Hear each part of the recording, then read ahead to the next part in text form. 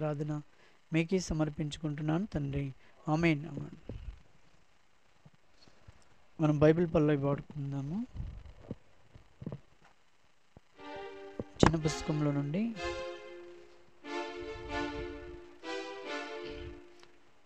ఇది పరిశుద్ధ గ్రంథము, ఇందు 66 పుస్తకములు. ఇది పరిశుద్ధ గ్రంథము,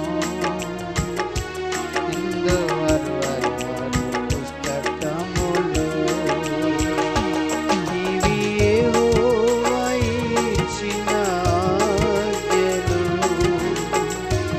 ఇవి యెహోవా పలికిన మాటలు, ఇవి యెహోవా ఇచ్చిన ఆజ్ఞలు, ఇవి యెహోవా పలికిన మాటలు. నిత్య జీవపు ఊటలు, నిత్య జీవపు ఊటలు. ఇది పరిశుద్ధ గ్రంథము, ఇందు 66 పుస్తకములు. ఇది పరిశుద్ధ గ్రంథము, ఇందు 66 పుస్తకములు. మనము ప్రభువులలో పాలు పొందుట కొరకై దేవుని యొక్క వాక్యాన్ని మనం చదువుకుందాం.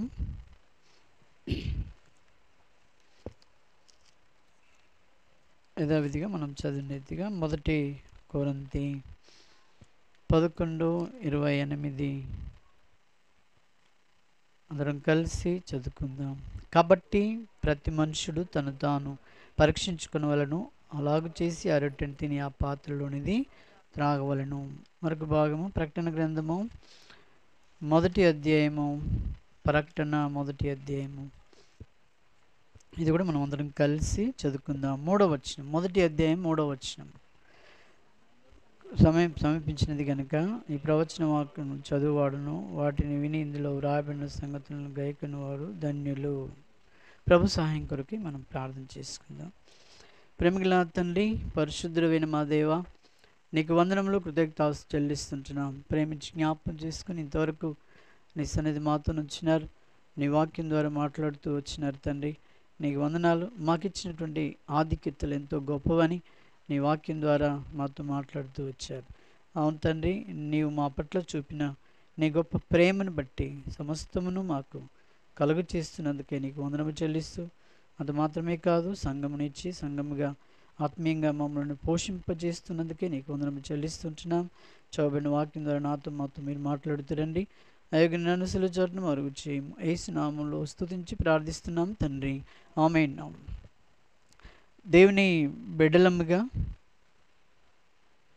మనము ప్రభుని ఆరాధిస్తూ ఆయన యొక్క బలలో పాల్పొంచు ప్రభు కొరకే జీవిస్తున్న మనల్ని మరలా ఆయన మనల్ని సమీపిస్తూ హెచ్చరిక చేస్తూ ఉంటున్నటువంటి సత్యం ఏంటంటే, ఇప్పుడు ఈ లోకంలో మనం చూస్తుంటున్నాము, మనకందరికి తెలిసినటువంటి సత్యం అదేంటంటే సమయము సమీపించినది గనుక ఈ ప్రవచన వాక్యములను చదువువాడు. మనం ఈ లోకంలో దేవుని వాక్యమును చదవాలని ఎన్నో విధాలుగా మనం వింటూ వస్తూ ఉంటున్నాం దేవుని వాక్యం. ఎందుకంటే సమయం అనేది చాలా సంకుచితంగా ఉంది కాబట్టి మనము చదువుతూ రావాలి. కొంతమంది ఏమనుకుంటుంటే ఆదివారం పోయి వస్తున్నాం కదా, ఇంకా మళ్ళీ చదవడం ఎందుకని కొంతమంది అనుకుంటూ ఉంటారు. ఇంకా కొంతమంది అసలు చదవడం అవసరమా అన్న రీతిగా కూడా ఉంటూ ఉంటారు. కానీ మరి నీకు ఒక ఉద్యోగము రావాలంటే, నువ్వు ఉద్యోగరీతిగా లేకపోతే నీ పోషణ శారీరకంగా మంచిగా జరగాలి అంటే అప్పుడు నువ్వు ఏం చేస్తున్నావండి? ఈ లోకంలో ఉన్న మరి పుస్తకములన్నిటిని కూడా చదువుతూ దాని ద్వారా నువ్వు విజయం పొంది ఆ తర్వాత నీ యొక్క భౌతికమైన జీవితానికి ఆహారంగా జాబ్స్ అవన్నీ కూడా ఇస్తూ ఉంటున్నాడు. దేన్ని బట్టి వస్తున్నాయండి జాబు? మన పిల్లల్ని అంటూ ఉంటాం, చదువు రాకుండా ఊరికినే తిరిగే పిల్లల్ని పట్టుకుని ఏమంటాం మనం? మంచి చదువుకురనైనా నువ్వు మంచి ఉద్యోగస్తునివి అవుతావు, బాగుపడతావు అని చెప్తూ ఉంటాం కదా అండి. మరి అప్పుడు నిజంగా చదివిన వారిని మనం చూస్తున్నాం చాలా వరకు. వారందరూ కూడా చదివి మరి అదేమంటారు, మంచి మంచి ఉద్యోగాలు మరి పొందుతూ ఉన్నట్టుగా మనం చూస్తూ ఉంటున్నాం. ఈ లోకరీతిగా దాని కొరకై లోకంలో చాలా అందరికంటే బాగుండాలని ఎంత ప్రయాసపడుతున్నావో, మరి ఈ విషయంలో కూడా మనము నిర్లక్ష్యం చేయకూడదు. ఏ విషయంలో? దేవుని యొక్క వాక్యం విషయంలో మనము నిర్లక్ష్యము చేయకూడదు. కాబట్టి మనం ఏం చేయాలి? దేవుని వాక్యాన్ని మనము ఎక్కువగా చదవడం అనేది చాలా ప్రాముఖ్యం. మనం చదువుతూ రావాలి. తర్వాత ఏం చెప్తూ వచ్చాడండి? వాటిని వినాలి. మనం వాటిని ఏం చేస్తూ రావాలి? వినాలి. మనం వింటూ రావాలి. దేవుని వాక్యాన్ని చదువుతూ వింటూ మరి రావాలి. ఇంకొకటి ఏంటంటే, మనకు మంచి మొబైల్స్ దేవుడు ఇచ్చాడు, ఎంతంటే అంత దేవుని వాక్యాన్ని వినడానికి. కాబట్టి దాని ద్వారా కూడా మనం దేవుని వాక్యాన్ని మనం వింటూ మరి విశ్వాసంలో బలపరచబడుతూ రావాలని ప్రభు కోరుతుంటున్నాడు. కాబట్టి మనము విశ్వాసము ఏ రీతిగా కలుగుతుందని మనము ఎక్కువగా జ్ఞాపం చేసుకుంటామండి. వినుట వలన విశ్వాసము కలుగుతుంది. వినుట దేని గురించి?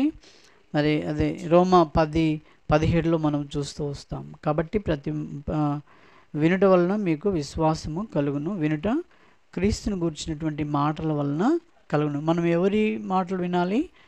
ఆయన గురించే, క్రీస్తుని గురించే, ఆయన మాటలే మనం వింటూ రావాలని ప్రభు కోరుతూ ఉంటున్నాడు. రాజకీయ నాయకులు మాట్లాడిన మాటలు ఎవరు వింటారు? వారిని వెంబడించి వారు వింటారు. వారు మాట్లాడుతున్న ప్రతి మాటకు వాళ్ళ కొరకే ఈ పేపర్స్ కూడా ఉన్నాయి.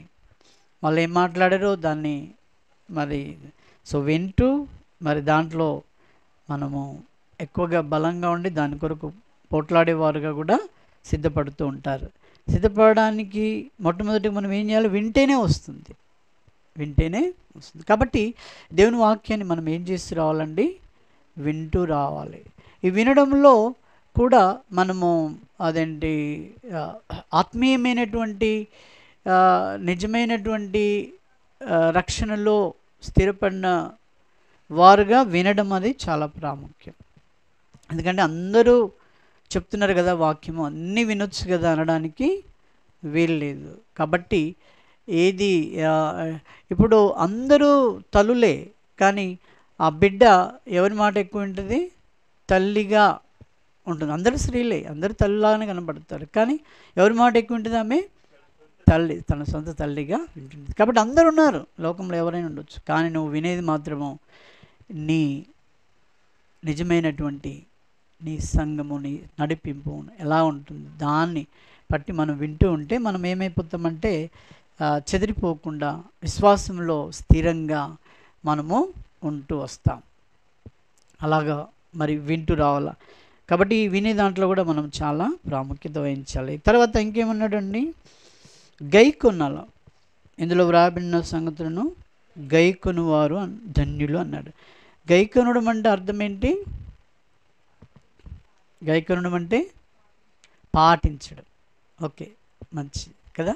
గైకొనడం అంటే దాని ప్రకారంగా మనము మరి పాటిస్తూ ఈ లోకంలో మనం నమ్మకంగా ప్రభు సన్నిధిలో వెళ్తూ రావాలని ప్రభు కోరుతూ ఉంటున్నాడు. కాబట్టి యాకోబు రాసిన పత్రిక 1వ అధ్యాయము 22వ వచనం ఏమంటాడు?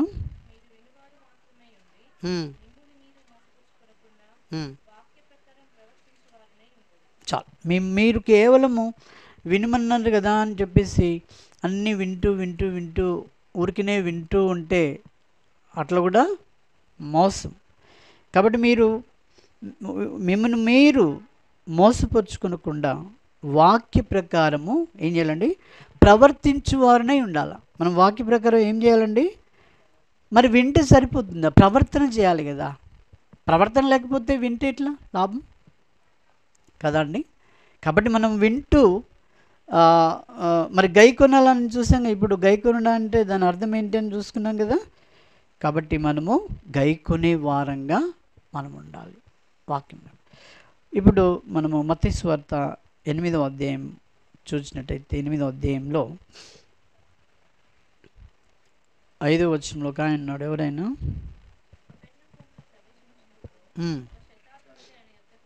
చాలు. మత్తయి సువార్త 8:5 వచనంలో కపెర్నహూములో ఉన్నప్పుడు శతాధిపతి ఆయన యొద్దకు వచ్చినాడు. ఆయన అంటే ఎవరు? ప్రభువైన యేసుక్రీస్తు వద్దకు ఆయన వచ్చినాడు. ఎవరు వచ్చినారు? శతాధిపతి. అప్పుడు చదవండి.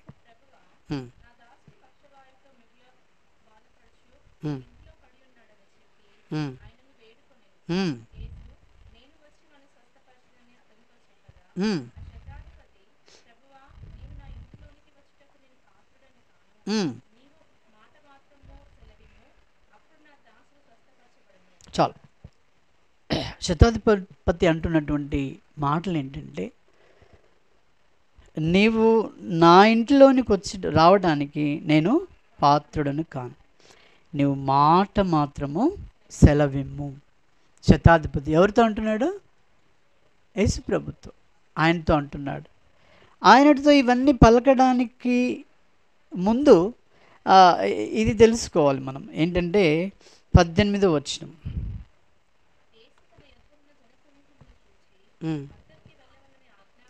సారీ 10వ వచనం.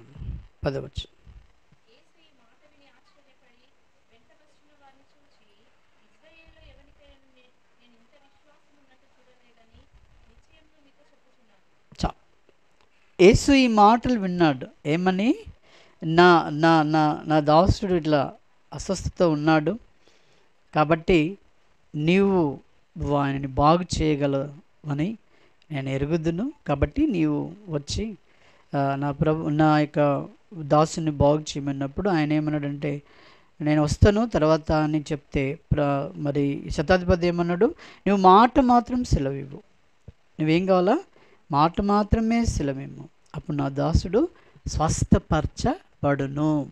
అర్థమవుతుందా అండి? అంటే ఈయన ఈ మాట ఎంతగా పలుకుతున్నాడంటే ఆయనలో ఏమీ కనబడుతుందండి? యేసు ప్రభువే ఆశ్చర్యపడ్డాడట. మనం ఎంతకాలమైంది ప్రభు నమ్ముకొని కదా. మన విశ్వాసమును చూచి గైకొనడం అంటే అదే. నువ్వెంతగా ప్రభువులో విశ్వాసం ఉండి నువ్వు గైకొంటున్నావు, అది ఎవరు ఆశ్చర్యపడాలట? నీ విశ్వాసమును చూచి. చెప్పండి. ప్రభు మన విశ్వాసం చూసి మన ఇంటి వాళ్ళే ఆశ్చర్యపడతారా? అబ్బో ఇంత ఆరాధన చేసినవమ్మా, ఏం మాటలు! అబ్బో ఇంత ఆరాధన చేసినవయ్యా, ఏం మాటలు! ఎంత ఆశ్చర్యం అన్నట్టుగా ఉంటుందా? లేకపోతే ఎలా ఉంటుంది? నువ్వు దేవుని వాక్యమును చదివి విని గైకొనే వారముగా మనం ఉండాలంటే మన విశ్వాసంలో ఏముండాలండి?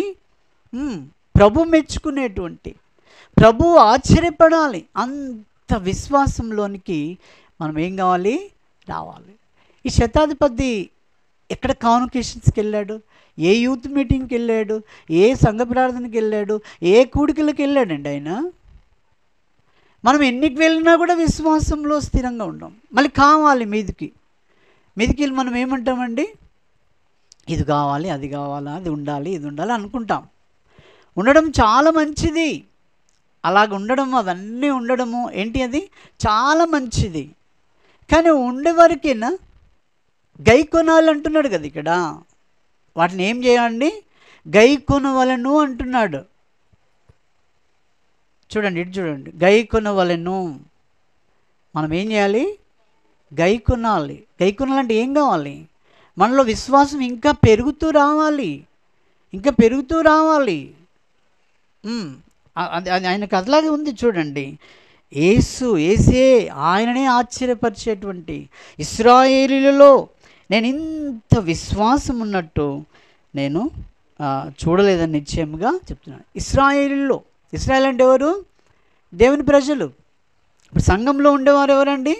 దేవుని ప్రజలు. వారిని దేవుడు ఏం చేశాడు? ఇశ్రాయేల్ ప్రజలుగా చేశాడు. ఇప్పుడు ఆయన ఏమనాలి అంటే వ్యక్తిగతంగా నీలో ఉన్న విశ్వాసం చూసి నేను ఆశ్చర్యపడుతున్నా అని అనాలండి. ప్రభు ఏమనాలి? నిన్ను నన్ను చూసి గైకుంటేనే ఆశ్చర్యపడతాడు. ఏదో వినుట మట్టుకు మీరు వింటే మాత్రము అక్కడ ఏమన్నాడు? మిమ్మల్ని మీరు మోసపరుచుకోవద్దు. మీరు వింటూ పోతూ ఉంటే మీకేం కలుగుతుందంటే మోసపరచబడుతున్నారు. జాగ్రత్త, మీరు మోసపరచకూడదు. ఇదేదో టైంపాస్కి వినిపోవడానికి కూడా కాదు. ఇది నువ్వు వాక్యాన్ని వినాలి, చదవాలి, గ్రహించి ఆ గ్రహింపు ప్రకారం నువ్వు వెళ్తూ రావాలి అనేది దేవుని యొక్క వాక్యం. ఈ దేవుని యొక్క వాక్యము సజీవమైనటువంటిది. ఇదెంతో జీవం కలిగినటువంటిది. ఈ మృతులైనటువంటి వారిని బ్రతికించి జీవింపజేస్తున్నటువంటి వాక్యము. నీలో విశ్వాసము అధికము కావాలని ప్రభు కోరుతుంటున్నాడు. ఆ శతాధిపతిని ఆ యొక్క విశ్వాసం చూచి ఆయన ఆశ్చర్యపడినాడండి. ఎవరు? యేసు ప్రభు వారు ఆశ్చర్యపడినాడు. కాబట్టి మనము ఆశ్చర్యపడే రీతిగా ఉండాలి. ప్రభు స్వయంగా ఖచ్చితంగా మరి ఇంకొక మాట చెప్పాడు. ఏంటంటే చూడండి, అదే 8వ అధ్యాయము యేసు ప్రభు మరి చెప్పినటువంటి మాట ఏంటంటే 18వ వచనం నుండి చదవండి.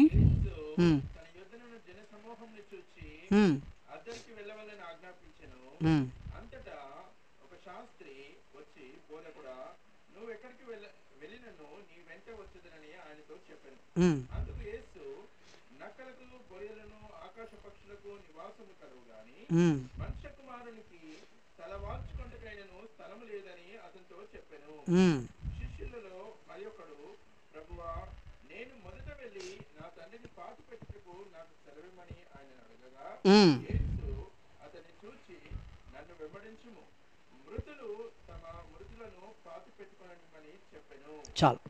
ప్రభువే స్వయంగా చెప్తున్నటువంటి మాట ఏంటంటే మరి ప్రభువా, నేను మొదట వెళ్ళి నా తండ్రిని పాతిపెట్టాను. ఎందుకంటే ఆయన చచ్చిపోయి ఉన్నాడు కాబట్టి నేను పాతిపెట్టి వస్తాను అని అంటే ప్రభు పలికిన మాట ఏంటంటే నీవు నన్ను వెంబడించు. మృతులను ఏం చేస్తారండి? పాతి పెట్టుకుంటారు. మృతులు అంటే ఎవరు చెప్పండి? రక్షణకు పేరే యేసు లేదు. యేసు లేని వారు ఎవరండి? వారు మృతులు. అర్థమైందా? వారు మృతులు. ఇప్పుడు చనిపోయిన వారు ఎవరు? ఈ వచన ప్రకారం చూసినట్టయితే వారు కూడా ప్రభు లేని వారే. ఈ వీళ్ళకు చుట్టం ఈయన. ఎవరు? ఈ దేవుని నమ్ముకున్న వ్యక్తి. ఈయనకు చుట్టం. ప్రభు ఆదివారం వచ్చింది, మా బంధువుడు చచ్చిపోయాడు. ఇప్పుడు నేను ఆదివారం అన్న మానేస్తే కానీ ఆ మృతుల దగ్గరికి వెళ్ళి మృతులు పాతిపెట్టే దగ్గర ఉంటాడు. అదే రాంగ్. ఆయన చెప్పేది ఏంటంటే మృతులు, చచ్చిన వాళ్ళు, యేసుప్రభు నమ్మని వారు మృతులు. చచ్చిపోయిన వారు కూడా యేసుప్రభు నమ్మని వారు, నీ బంధువులు కానీ, నీ రక్తం కానీ, నీకు లక్షలు పంచివని వారిని పాతి పెట్టుకుంటారు. నువ్వు మాత్రం ఏం చేయాలి? నన్ను వెంబడించు, నన్ను ఆరాధించు, నా సన్నిధికి రా, నువ్వు ఆయనను కలిగి ఉండు అని ఇది చెప్తున్నప్పుడు మనం గైకొనే వారంగా మనం ఉండాలట. ఎందుకు ఈ మాటలు చెప్తున్నాడంటే ప్రభు మనల్ని రక్షించుకున్నాడు కదా. ఎక్కడి నుండి రక్షించుకున్నాడు మనల్ని? అన్య జనాంగం నుండి రక్షించుకున్నాడు. కాబట్టి నీ యొక్క రక్షణ ప్రత్యేకతను నీ యొక్క బంధువులలో లేకపోతే నీ సమాజంలో నువ్వేం చేస్తూ రావాలండి? కనపరుస్తూ రావాలి. అదే గైకొనడం. ప్రకటన 1వ అధ్యాయం 3వ వచనం చూసాం కదా. చదువువాడును వినువాడును గైకొనువాడు. గైకొనడం అంటే దాని ప్రకారము చేసేవారుగా ఉండాలి అన్నాడు. అర్థమైందా అండి? దాని ప్రకారం మనం ఏం చేయాలట? చేసేవారంగా ఉండాలి. దాని ప్రకారం అది చేయకుండా నేను వింటూ ఉంటాను, పోతూ ఉంటానంటే సరిపోదు. ఎందుకంటే ప్రభువు చెప్తున్నాడు, మృతులను ఏం చేస్తారండి? పాతి పెట్టుకుంటారు. నీవు ఎవరువు? నువ్వు మృతమైన వాడవు కావు, నువ్వు జీవం కలిగినటువంటి వాడవు, జీవంతో ఉన్నటువంటి వాడవు. కాబట్టి నువ్వు నన్ను వెంబడించు. నువ్వు మృతులు పాతి పెట్టే నీ బంధువుల దగ్గరికి, లేకపోతే ఈ వాక్య చెప్పిన రీతిగా ఎక్కడికి వెళ్ళినా నిన్నేం ప్రేమించరండి. నువ్వు అనుకుంటావు ఇక్కడ పోతే ఏమైనా జరుగుతుంది, నన్ను ప్రేమిస్తారు అనుకుంటావు, కానీ నిన్ను అస్సలు ప్రేమించారు. కారణం ఏంటి? నువ్వు యేసుప్రభు నమ్మినావు కాబట్టి. నువ్వు యేసుప్రభు నమ్మినావు కాబట్టి నీ సమాజము, నీ బంధువులు, నీ ఎవరు కూడా నిన్ను ప్రేమించరు. కారణం ఏంటంటే ఆయన వాళ్ళ దగ్గర నుండి నువ్వు పక్కకు వచ్చావు కాబట్టి. అందుకనే మరి మనకు ఎలాంటి విశ్వాసం ఉండాలండి? ఈ శతాధిపతికి ఉన్నటువంటి ఆ గొప్ప విశ్వాసం మనలో ఉంటే, ఇప్పుడు నువ్వు ఈ కార్యం చేశాడు కదా, నువ్వు నన్ను వెంబడించు అని స్వయంగా పలికాడు, ప్రభువే పలికాడు. ఏమని? నా తండ్రిని నేను పాతి పెట్టుకొని వస్తా అంటే ఆయన తండ్రి బహుశా మరి రక్షింపబడలేదు కావచ్చు ఆ వాక్యంలో చూసినట్టయితే. కాబట్టి నీకు రక్షణ లేని వాళ్ళు బంధువులు ఉంటారు, వాళ్ళు పాతి పెట్టుకుంటారు అన్న ఉద్దేశం అది. కానీ నువ్వైతే ఏం చేయాలి? నన్ను వచ్చి వెంబడించు. భక్తి సింగన్న వాళ్ళ ఫాదర్ చనిపోయినప్పుడు ఆయన స్ట్రైట్స్లో ఉన్నాడు, వాళ్ళ ఫాదర్ చనిపోయాడు. వాళ్ళందరికంటే ఈయనకు తెలుసు నా తండ్రి యేసుప్రభుని నమ్ముకున్నాడు అని తెలుసు. కాబట్టి ఆయన ఏమన్నాడంటే, మీరు పాతి పెట్టండి, నేను రాలేను, నేను నా తండ్రిని పరలోకంలో నేను కలుసుకుంటాను అని చెప్పాడు. అప్పుడు మరి లోకరీతిగా యేసుప్రభు లేనివారు ఏమంటారండి? యేసుప్రభు లేనివారు వాళ్ళు ఏమంటారు చెప్పాడు? తండ్రి సమాధి కూడా రాడా, ఏం మూర్ఖుడు అండి, ఇదేనా చెప్పేది దేవుడు వాళ్ళకు అని బదనాం చేస్తారు, ఎగతాలు చేస్తారు, తిట్టిపోస్తారు, ఆరిపోస్తారు కదా. కానీ నువ్వు ఎవరి మాట, ఎవరిని చదువుతూ రావాలి, ఎవరిని వింటూ రావాలి, ఎవరిని గైకుంటూ రావాలని దేవుని వాక్యంలో చెప్పిందండి. ఆయన యొక్క పరిశుద్ధ బైబిల్ గ్రంథమును, తర్వాత ఆయన మాటలు మనం వింటూ, ఆ తర్వాత ఆయన చెప్పిన దాన్ని మనం గైకుంటూ రావాలి. అలా వచ్చినప్పుడైతే అప్పుడు నువ్వేమంటావు? నిన్ను చూసి, నీ విశ్వాసం చూసి, నీ పట్టుదలను చూసి ఆయన ఏమంటాడు? ఈ విశ్వాసుల సమూహంలో ఇంతటి విశ్వాసం గల దానివని, విశ్వాసం గలవాడవని ఆయన ఎవరినీ చూడలేదు అంటాడు. అర్థమైందా? మనము విశ్వాసంతో ప్రభు సన్నిధిలో మన నమ్మకంగా వెళ్తూ రావాలి. అది దేవుడు మరి మన నుండి చూసేదండి. అంతేగాని నలుగురిలో నారాయణ, గుంపులో గోవింద, అందరిలో హల్లెలూయా అనుకుంటూ ఉంటే అది కాదు. నీ విశ్వాసం, నీ ప్రత్యేకత, నీ యొక్క ఛాలెంజ్ జీవితం అది ఏది నీలో కనబడుతుందా ప్రభువుకు? నిన్ను ఎంతటి గొప్పవాడు అని చెప్పగలుగుతుందా నీ గురించి ప్రభువు అనేది మరి చెప్తూ ఉంటాడు. కాబట్టి ఇక్కడ ఒక మరి సహోదరి కూడా విశ్వాస విషయంలో చాలా గొప్పదిగా మరి చూస్తూ ఉంటున్నాం. మత్తయి సువార్త 15వ అధ్యాయము 26వ వచనం చూడండి.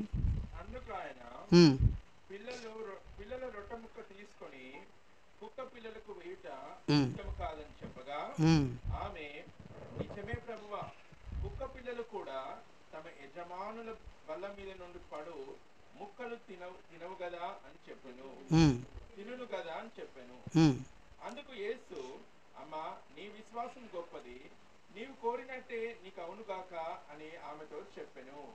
ఆ గడియలోనే ఆమె కుమార్తె స్వస్థత నొందెను. సరేండి, ఆమె కూడా ప్రభు దగ్గరికి వచ్చి ఏం చేసుకుంది? వేడుకుంది. నా కుమార్తె అస్వస్థతగా ఉంది, అయ్యా నువ్వు వచ్చి బాగు చెయ్యి, నువ్వు వచ్చి ఏం చెయ్యి, బాగు చెయ్యి అని చెప్పినప్పుడు అక్కడ చిన్న కథ సందర్భంగా జరిగినా కానీ ఆయన ఎట్లాగైనా ఆయనను విడిచిపెడతలేదు. అప్పుడు ఏమన్నాడంటే ప్రభు ఆమె యొక్క పట్టుదల, ఆమె యొక్క విశ్వాసం చూసి ఆమెను ఏమని సంబోధించినాడండి? అందుకు యేసు, అమ్మా నీ విశ్వాసము, ప్రభు అన్నాడంటే చెప్పండి, ప్రభువే అంటున్నాడు నీ విశ్వాసం గొప్పది. ఈయన గొప్ప దేవుడు అండి.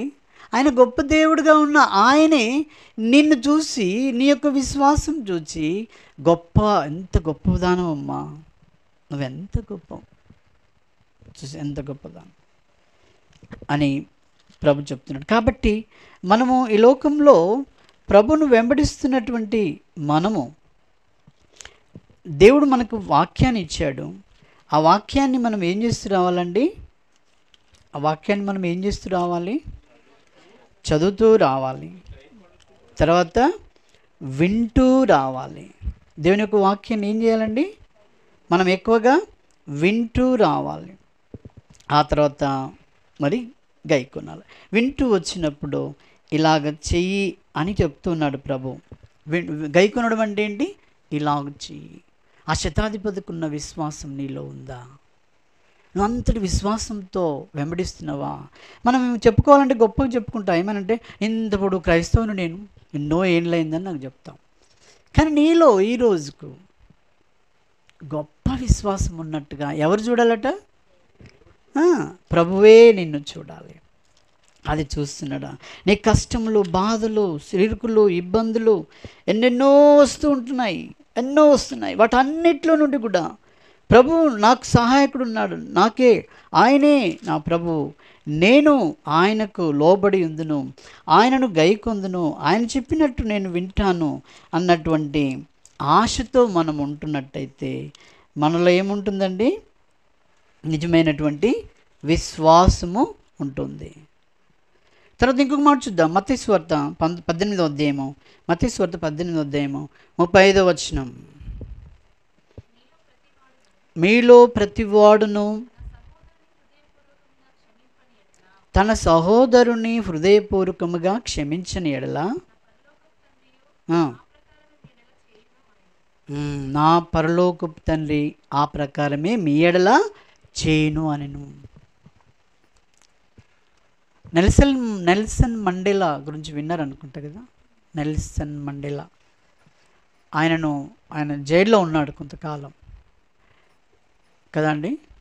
తర్వాత ఒకరోజు మరి ఆయన విడుదలైన తర్వాత మరి ఒక దగ్గర వాళ్ళు భోజనం చేస్తున్నప్పుడు వాళ్ళ సమాజం అంతా, ఇంకొక వ్యక్తి కూడా ఎదురుగా టేబుల్లో భోజనం చేస్తూ ఉన్నాడు. భోజనం చేయడానికి వచ్చాడు ఆయన కూడా. వచ్చిన తర్వాత ఏమైందంటే, ఆయనకు భోజనం వచ్చేసింది, వీళ్ళకు కూడా వచ్చేసింది. ఆయన తింటున్నప్పుడు ఆయన చేతులు వణుకుతూ ఉన్నాయట. ఎవరి? ఆ ఎదుటి వాడిని, వీళ్ళతో లేని వ్యక్తి వణుకుతూ ఉన్నాయనట. అప్పుడు పక్క ఉన్న వ్యక్తి అన్నాడట, ఆయనకి ఏదైనా జబ్బు ఉండొచ్చు అండి అన్నాడట. చేతులు వణుక్కుంటూ తింటుంటే జబ్బు ఉండొచ్చు అని అంటే, అప్పుడు ఆయన అన్నాడట, అలా కాదు, నన్ను చూసి ఆయన వణుకుతున్నాడు. కారణం ఏంటంటే, నేను జైల్లో ఉన్నప్పుడు నాకు దాహం అడితే నా మీద ఈయన జైలు అధికారి, అక్కడ ఉన్న వ్యక్తి ఎవరండి? జైలు అధికారి. నాకు దాహం వేస్తుందంటే నా పైన మూత్రం పోస్తాడు ఆయన, నాకు ఇంకా అన్ని విధాలుగా హింసించాడు. ఇప్పుడు ఆయన ఈజీగా నేను పట్టి శిక్షించగలను, కానీ ఆ భయానికి ఆయన వణుకుతున్నాడు. కానీ నేనేం చేస్తాను? అలా చేస్తున్నా, ఎందుకంటే నేను చేయలేదు కాబట్టి అది అంటే క్షమాపణ. ఇక్కడే ఉన్నాడు, నీ హృదయపూర్వకముగా నీవు క్షమించినట్టయితే నా పరలోకపు తండ్రి ఆ ప్రకారమే నీ ఎడల చేస్తాడు, నీళ్ళ చేస్తాడు. చూడు, పరలోకం ప్రార్థన మనం అందరం వింటారు కదా, మీకు తెలుసు కదా. మారునస్తులను మేము క్షమించిన ప్రకారము మారునములను క్షమించము అంటే, నేను ఎంత కొలత కొలిస్తే అంత కొలువు అని అన్నట్టే అక్కడ అర్థమైందండి. కాబట్టి నా కొలతలాగానే ఏ కొలతకు సాగదు. ఇప్పుడు ఈయన మృతుడు పాతి పెట్టుకోవాలంటే ఆ మాట వినకుండా ఈయన మృతులతో పోయి ఈయన సన్నిధిని, దేవుని సహవాసం వదిలిపెడతాడు అనుకోండి, ఆయనకు అలాగనే కొలుస్తాడు దేవుడు. బలా నమ్మకమైన మంచి దాసుడా అని, లేకపోతే నీలో ఉన్న విశ్వాసం ఎంత గొప్పది అని ఏమాత్రం కూడా ప్రభువు చెప్పలేనటువంటి ఆ స్థితిలో అతను ఉంటూ వచ్చినాడు. కాబట్టి అలా కాదు, నువ్వు ఎలా ఉండాలటండి? నువ్వు నన్ను వెంబడించేవాడుగా ఉండాలా, మత్తయి సువార్త 20వ అధ్యాయము 19వ అధ్యాయము, మత్తయి సువార్త 19వ అధ్యాయం చదవండి 26 నుండి. యేసు ఉమ్, వారిని చూచి ఉమ్, ఇది మనుషులకు అసాధ్యమే గాని ఉమ్, దేవునికి సమస్తమును సాధ్యమని చెప్పెను.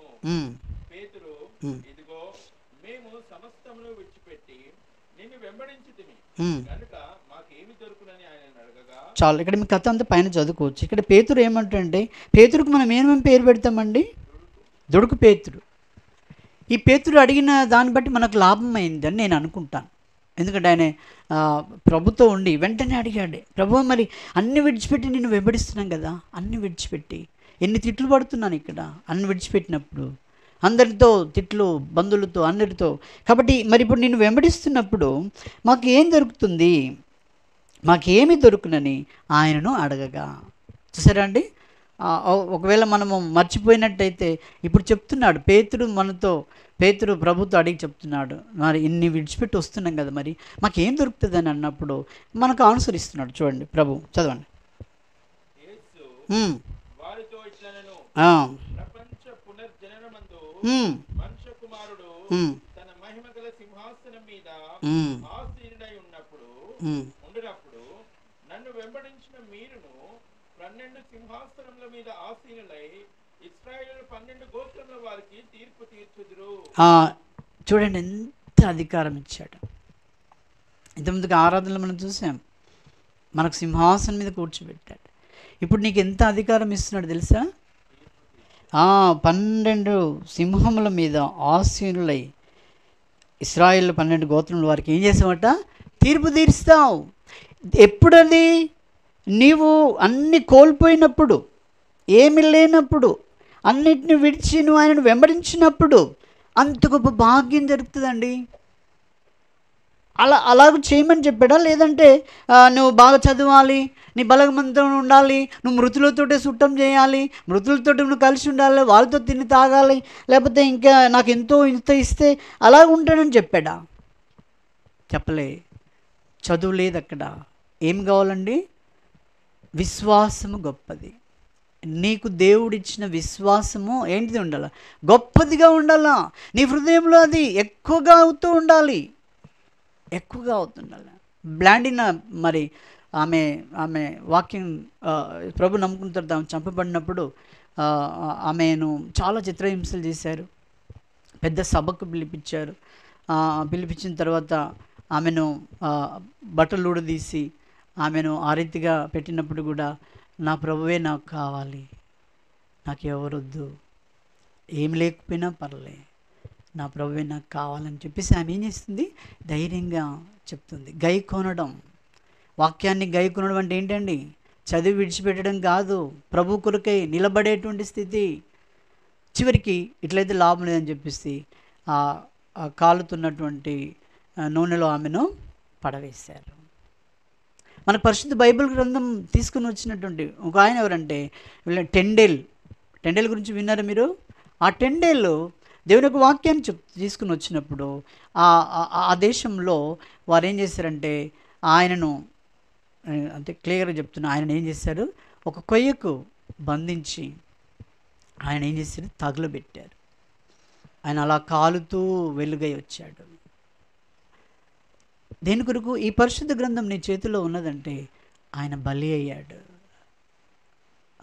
మనము దీన్ని చదువుతూ ఉన్నప్పుడు, ఇంత క్లియర్గా మనము వింటూ ఉన్నప్పుడు, మనకు గృహ కూడికలు, ప్రత్యేకమైన కూడికలు, సంఘ ప్రార్థనలు, బైబిల్ స్టడీలు, ఆదివారాలు ఇన్ని ఉన్నా కూడా నీ విశ్వాసంను కొలిస్తే ఎంత ఉంటుంది నీలో ఎంత ఉంటుందండి అంటున్నాడు ప్రభు. అర్థమైందా? అన్నీ కావాలి.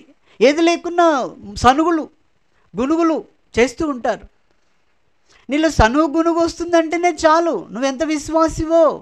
దేని విషయమైనా కూడా ఏది లేకున్నా నువ్వు ఉండడం నేర్చుకోవాలి. బ్లాండిన ఏ సహవాసానికి వెళ్ళిందండి? ఈయన టెండెల్ ఎక్కడికి వెళ్ళాడు? ఏ సహవాసానికి వెళ్ళాడు కదా? లేకపోతే ఈ యొక్క శతాధిపతి ఎక్కడికి వెళ్ళాడు? అప్పటికి యేసుప్రభు బ్రతికే ఉన్నాడు. యేసుప్రభు చూసి మనమంటే ఇప్పుడు ఆయన చనిపోయి సమాధి చేయబడి బల్ల మంచిగా ఇచ్చాడు. ఇప్పుడు వారం బల్ల మన ప్రత్యేకత వేరని గొప్పలు చెప్పుకుంటున్నాం కదా. ఎక్కడున్నావు నువ్వు? నువ్వు ఉన్నా లేకపోయినా నువ్వు ఎలా ఉన్నావు? ప్రభు కొరకు ఏమి సమర్పించుకుంటున్నావు? ఏమి భరిస్తున్నావు ఆయన కొరకు? నువ్వు ఆయన యందు విశ్వాసంలో, నీ మెటీరియల్ని బట్టి, భౌతికమైన దాన్ని బట్టి నువ్వు విశ్వాసంలో ఉండడానికి కాదు. విశ్వాసం అనేది చాలా, అది అంటే ప్రభుని నమ్మిన అంతే చాలుగా ఉండిపోవాల్సిందే. కాబట్టి మీరు గోత్రముల మీద మీరు తీర్పు తీర్చుదురు. 29లో ఏమన్నాడు? నా నామం నిమిత్తము అన్నదమ్ములనైనను, అక్క చెల్లెలనైనను, తండ్రినైనను, తల్లినైనను, పిల్లలనైనను, భూములనైనను, ఇండ్లనైనను విడిచిపెట్టిన ప్రతివాడును 100 రెట్లు పొందును. తర్వాత ఇదిగాక మనకేమిస్తుండండి? నీవే అన్ని కోల్పోతే నీకేమిస్తుండు? నిత్య జీవం. ఆయన మీరు మరి 100 రెట్లు పొందుతాం. మనం ఎంత అంటే 100 రెట్లు పొందుతూ ఉంటున్నాం. నిత్య జీవము ఇస్తూ ఉంటున్నాడు. కాబట్టి ఎప్పుడు అది నీవు అందరినీ కూడా నువ్వు అన్నీ కలిగి ఉండాలి. కానీ పౌలు ఏమన్నాడంటే ఇక్కడనేమో విడిచిపెట్టిన ప్రతివాడు అన్నాడు కదా. కొరింథీయులకు రాసిన పత్రికలో ఆయన ఏమంటాడంటే, మీకు ఉన్న వాటిని అట్లాగే ఉంచుకొని, కానీ మీరు ఎలా ఉండాలన్నాడు? ఉండి కూడా ఎలా ఉండాలన్నాడండి? లేనట్టుగా ఉండండి అని చెప్పాడు. లేనట్టుగా ఉండండి. అన్నీ ఉన్నాయి, అన్నీ కావాలి, అన్నీ ఉన్నాయి. కానీ ఒక టైం వచ్చి బిగిస్తే నాకు లేదండి అనేటట్టుగా ఉండాలట. అయ్యో నా లబోదిబ్బ మొత్తుకొని, అయ్యో నా ప్రాణము, అయ్యో నా, ఇట్లా కాదు ఉండడం. అందుకనే ఎహెజ్కేలుతో చెప్తాడు, నీకున్న దాన్ని నేను నీ దగ్గర నుండి తీసివేస్తాను, నీకు మంచిదాన్ని తీసేస్తా అంటే ఎస్ ప్రభు అన్నాడు. ఆయన మామూలుగా అనుకున్నాడు, కానీ ఆయన భార్యనే తీసేస్తే ముందే చెప్పాడు, లబోదిబ్బ మొత్తుకోవద్దు అని చెప్పాడు. ముందే చెప్పాడు, మంగళార్చొద్దు, ఏడవద్దు అని చెప్పాడు. అది యేసుప్రభు చెప్పాడు. మరి ఎహెజ్కేలు ఏం చేశాడు? గైకొన్నాడు అంటే ఏంటి? చేయడం. ఆయన చేయలేదు, అలాగ చేయలేదు. మనము మరి ప్రభు బిడ్డలముగా అలాగూ మరి ఈ లోకంలో జీవిస్తూ ఉండే వారంగా మనం ఉండాలని ప్రభు కోరుతుంటున్నాడు. కాబట్టి నా నిమిత్తము ఎన్ని వదిలిపెట్టినా పర్లే, అన్నీ కూడా నువ్వు వదిలిపెట్టు. కానీ ఏం కలుగుతుందండి? 100 రెట్లు ఎక్కువగా వస్తుంది. చూసారా అండి ఎంత దేవుడు మనకిచ్చినాడు? 100 రెట్లు అండి. 100 రెట్లు ఎంత గొప్ప ధన్యకరమైనటువంటిది కదా. మనం గైకోనాల. ప్రభు ఇంకో మాట చెప్పాడు, చివరికి చూద్దాం. 18వ అధ్యాయం మత్తయి సువార్త 18వ అధ్యాయం 3వ వచనం త్వరగా.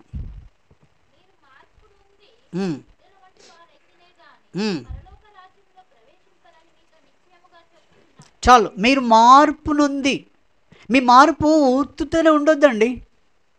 అర్థమైందా? మీ మార్పు ఎలా ఉండొద్దు? ఊరికనే ఉండొద్దు. మీరు మార్పు నొంది ఎలా ఉండాలట? బిడ్డల వంటి వారైతేనే కానీ.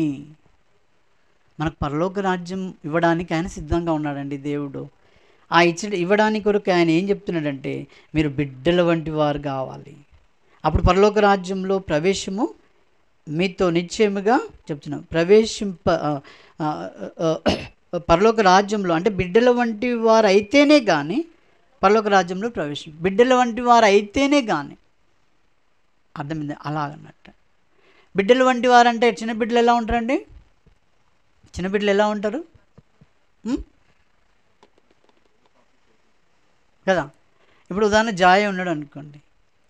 జాయికి ఇప్పుడు నాకు కోపం ఉందనుకో జోసెఫ్ మీద, ఒకవేళ నేను ఆయనతో మాట్లాడా, ఆయన అంటేనే నాకు సాయించాను. కానీ జాయ్ ఏం చేస్తాడు? ఆయన దగ్గరికి ముందు పోతాడు కదా నా దగ్గరికి. అప్పుడు నేనేమంటానంటే, చిచ్చి ఆయన దగ్గరికి వెళ్ళొద్దు, ఆయన మనకు ఇంత ఇది అనుకున్నావు, ఎంత అది అనుకున్నావు అని మనం ఏం చేస్తాము? నేర్పిస్తూ ఉంటాం. ఇక్కడ ఎవరి హృదయం కావాలన్నాడు దేవుడు పరలోక రాజ్యంలో వెళ్ళడానికి? బిడ్డలు అండి. బిడ్డలు ఏం చేశారండి? ఎవరి శత్రువు తెలియదు వాళ్ళకు, తెలుసా? అయితే ఇప్పుడు పరలోక రాజ్యముకు మనల్ని ఎన్నుకున్న ఆ ప్రభువు కూడా ఏమంటుండంటే మనం బిడ్డల వంటి వారము కావాలి అంటున్నాడు. నీకు శత్రువులు తెలుసు, నీకు ఆయన నువ్వు ప్రేమించడం. మనల్ని ఎక్కడికి పంపినాడండి? ఎవరి మధ్యలోనికి పంపాడట మనల్ని? ఎక్కడెక్కడ ఉంది అది, మనల్ని గొర్రెల తోడేళ్ళ మధ్యలోనికి, అదే మాట. మనల్ని ఎక్కడికి పంపినాడండి? తోడేళ్ళ మధ్యలోనికి. మన బంధువులే మనకు తోడేళ్ళై ఉంటారు. యేసుప్రభు నమ్మిన వారంటే శత్రువులే వాళ్ళకు. ఇది చేయమో, అది చేయమో, ఇట్లా ఉంటుందా, అట్లా ఉంటుందా, ఆ ఆచారాలన్నీ రుద్దుతూ ఉంటారు మనకు. తోడేళ్ళ మధ్యలో మనం ఉన్నాం. మన బంధువులే. యేసుప్రభుని నమ్మకుండా ఎవరైనా కానివ్వండి, వారు తోడేళ్ళే. వాక్యాన్ని బట్టి చెప్తున్నాను. ఈ తోడేళ్ళు చెప్పిన మాట మనము వినడానికి వీలే లేదు. ఎందుకంటే నువ్వు దేవుని బిడ్డవు, ఊరికే నమ్మకోలే. నువ్వు ఆయన స్వరక్తం ఇచ్చి కొన్నాడు, నీ కొరకే రక్తంను కార్చినాడు, నేను తన బిడ్డగా చేసుకున్నాడు, నీకు పరలోక రాజ్యం ఇవ్వడానికి సిద్ధంగా ఉన్నాడు. అర్థమైందా? ఈ తోడేళ్ళు ఏం చేస్తారంటే శత్రువు మీద శత్రువు పెంచుతాడే కానీ ఏం తగ్గించాడు. కాబట్టి జాగ్రత్త. ఈ ఆచారాలు, ఈ అలవాట్లు, ఈ పద్ధతులు ఇవన్నీ కూడా తోడేళ్ళయి, మనవి కావు. నువ్వు విశ్వాసంతో వెళ్ళడమే నీ జీవితం. కాబట్టి మనల్ని ఎక్కడ ఉంచాడండి? తోడేళ్ళ మధ్యలో ఉంచాడు. మనల్ని తోడేళ్ళ మధ్యలో ఉంచాడు. ఈ తోడేళ్ళ మాటలు చాలా వేరు ఉంటాయి. ఈ తోడేళ్ళ మాటలు మీకు చెప్తాను, ఎందుకంటే ఈ దినం మంచిది కాదంటాడు తోడేళ్ళు. యేసుప్రభు ఏమంటాడు? ఈ దినం మంచిది అంటాడు. ఈ దినం ఏంటిది? నేను చేశాను. యేసుప్రభు బిడ్డలు ఇది అలా పోవద్దని అంటారు తోడేళ్ళు. తోడేళ్ళని పెట్టుకోండి నీకు ఎవరైనా పేరుంటే. అర్థమైందా? తోడేళ్ళు మనల్ని మోసం చేస్తూ ఉంటారు. మన విశ్వాసాన్ని నిన్న మధ్యలో ఒక పాస్టర్తో మేము కలిసాం. నిన్ననే మాట్లాడుతున్నప్పుడు ఏర్పరచబడిన వారిని సైతం మోసపరచడానికి సాతానుడు ఏం చేస్తుండట? గర్జించు సింహం వలె వాడు తిరుగుతూ ఉన్నాడు. కాబట్టి నువ్వు వాళ్ళ మధ్యలో నువ్వు ఎలా ఉన్నావండి? ఒక గొర్రెవు, ఒక గొర్రెలా ఉన్నావు నువ్వు, అంతే. ఆ గొర్రెగా ఉన్న నీకు ఇది జ్ఞాపకం ఉండాలా. మన చుట్టూ ఉన్న వాళ్ళందరూ తోడేళ్ళేనండి అని మనకేం చేయాలి? జ్ఞాపకం ఉండాలి. అలాగుంటూ మన ప్రభువుని మనము ఏం చేయాలి? చివరికి ఏమన్నాడండి? లాస్ట్గా ప్రకటన గ్రంథంలోనే ప్రవచన వాక్యములను చదువువాడును, వినువాడును, గైకొనువాడును ధన్యులు అంటున్నాడు. అది మనం అలాగూ నిజమైన విశ్వాసిగా ఉండాలండి. ప్రభు కోరేది అదే. అందుకనే చివరికి యాకోబులో మనం చూసాం కదా, 22లో ఏమన్నాడు? 1:22లో మీరు వినువారు మాత్రమే ఉండి మిమ్మల్ని మీరు మోసపరుచుకునకుండా వాక్య ప్రకారం ప్రవర్తించు వారినై యుండుడి.